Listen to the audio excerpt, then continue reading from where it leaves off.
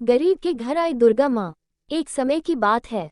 एक छोटे से गांव में एक गरीब परिवार रहता था। परिवार में बूढ़ी माँ और उसका बेटा रामू था। रामू बहुत मेहनती था, लेकिन उसकी किस्मत साथ नहीं देती थी।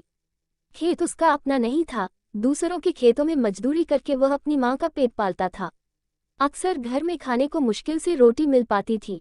गांव में नवरात्रि का पर्व आने वाला था। जगह जगह पंडाल सज रहे थे। माँ दुर्गा की प्रतिमाएं आ रही थीं। चारों ओर भक्ति का माहौल था। लोग नए कपड़े पहन रहे थे, ढोल नगाड़े बज रहे थे। लेकिन रामू के घर में न उत्साह था, न ही पैसे। उसकी माँ ने धीरे से कहा, बेटा, इस बार भी हम दुर्गा माँ की पूजा नहीं कर पाएंगे। घर में तो अपने लिए भी खाने को मुश्किल से अनाज है। रामू ने माँ का हाथ पकड़कर कहा, माँ, पूजा दिल से की जाती है। हमारे पास पैसा भले ना हो, लेकिन माँ दुर्गा तो सबकी सुनती है। हम भी उन्हें याद करेंगे, बस। लेकिन बूढ़ी माँ का मन उदास था। उसे लगता था कि गरीबी ने उनके जीवन से हर खुशी छीन ली है। योजक चिन्ह, योजक चिन्ह, योजक चिन्ह। एक अनोखी मेहमान। नवरात्रि के पहले दिन, जब सूरज ढल रहा था, रामू अपने खेत से लौट रहा था। तभी रास्ते में उसे एक औरत दिखाई दी। वह थकी हुई थी, साधारण धोती पहनी थी, पैरों में चप्पल तक नहीं थी, चेहरा पसीने से भीगा हुआ था। उसने रामू से कहा, बेटा, क्या मुझे तुम्हारे घर तक कुछ देर रुकने को मिल सकता है? मैं बहुत दूर से आई हूँ और भूखी भी हूँ। रामू गरीब था, लेकिन उसका दिल बहुत बड़ा था। उसने बिना सोचे कहा, जरूर माताजी, आप हमारे घर चलिए। हम गरीब हैं, लेकिन जो कुछ है आपका होगा। रामू उस औरत को अपने घर ले आया। उसकी माँ ने देखा तो बोली, बेटा, घर में तो बस आधी रोटी बची है, वही हमें 2 हिस्सों में बांटनी थी। अब यह अतिथि भी आ गई हैं, क्या करें? रामू मुस्कुराकर बोला, माँ, अतिथि देवता होते हैं। माँ दुर्गा ने कहा है कि भूखे को भोजन कराना सबसे बड़ा धर्म है। हम आज भूखे रह लेंगे, पर इन्हें खाना देंगे। ये सुनकर बूढ़ी माँ ने वह आधी रोटी पानी में भिगोकर उस औरत को दे दी। औरत ने कृतज्ञ होकर रोटी खाए और मुस्कुरा दी। उसकी मुस्कान में कुछ अद्भुत चमक थी। योजक चिन्ह, योजक चिन्ह, योजक चिन्ह। अद्भुत रात। रात गहराने लगी। बूढ़ी माँ और रामू ने उस औरत से कहा, माताजी, हमारे पास अतिरिक्त बिस्तर नहीं है।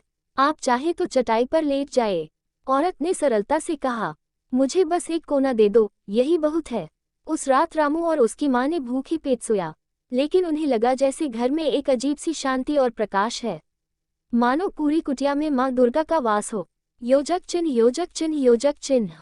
चमत्कार की शुरुआत। अगली सुबह जब रामू उठा, तो उसने देखा कि आंगन में अनाज के बोरे रखे हैं। घर के बर्तन साफ सुथरे हैं और मिट्टी के चूल्हे पर खिचड़ी पक रही है। रामू हैरान हो गया। उसने माँ से पूछा, माँ, ये सब कहाँ से आया? माँ बोली, मुझे नहीं पता बेटा, शायद वह औरत सुबह जल्दी उठकर सब करके गई होगी। इतने में वही औरत आंगन में आए और बोली, बेटा, आज से तुम्हारे घर में माँ दुर्गा का आशीर्वाद रहेगा। तुम किसी भी भूखी को निराश मत करना।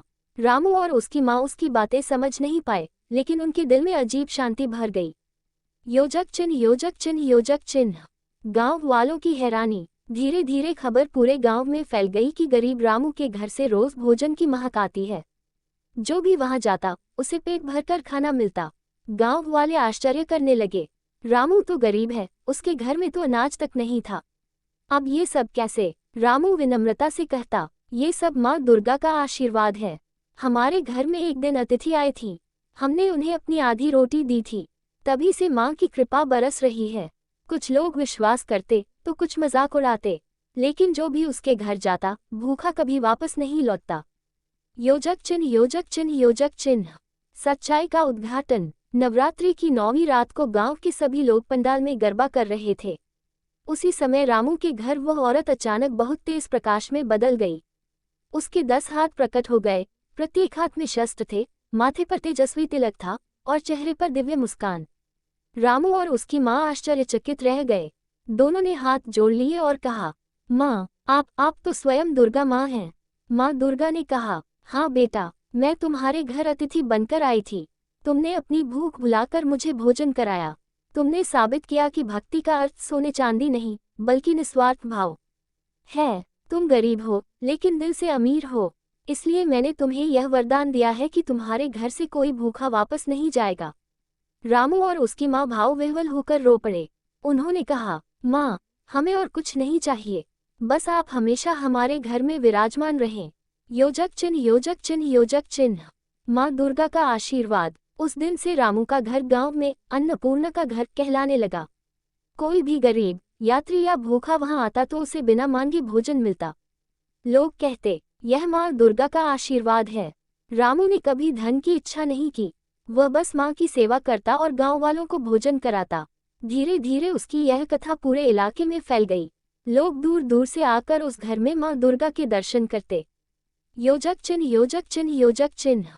कहानी की सीख। ये कहानी हमें सिखाती है कि सच्ची भक्ति मंदिरों की सजावट या बड़े पंडालों में नहीं होती, बल्कि निस्वार्थ भाव और दया में होती है। गरीब के घर आए माँ दुर्गा ने ये साबित किया कि जब हम भूखे को भोजन कराते हैं, जरूरतमंद की मदद करते हैं,